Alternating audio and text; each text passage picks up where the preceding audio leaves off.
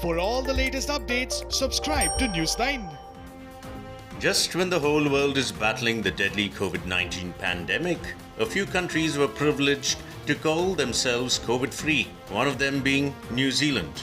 A few weeks back, New Zealand was ready for celebrations after they announced the last COVID-19 patient discharged from hospital.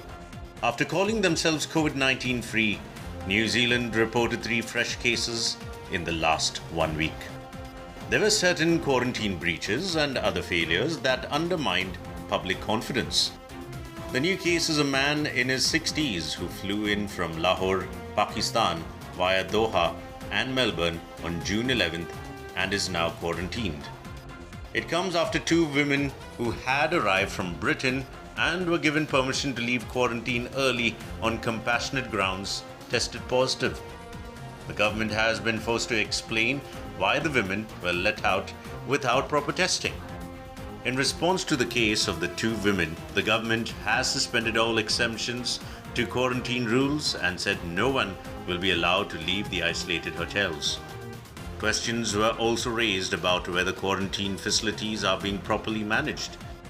New Zealand Prime Minister Jacinda Ardern on Wednesday called in the military to oversee the facilities and to manage border defences. Director General of Health Ashley Bloomfield said that people were upset after hearing fresh cases. I know the case of these 2 women will have upset people. I'm certainly upset by it. I apologize that we ended up in this position. Bloomfield said he was convinced that he had no community transmission linked to the new cases.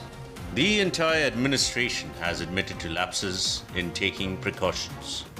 New Zealand's border is closed to everyone except returning citizens, though a few exceptions have been made for business and compassionate reasons. Everyone will have to go into quarantine after fresh cases were reported. Contact tracing is underway for the hundreds of people who may have come in contact with the 3 new cases.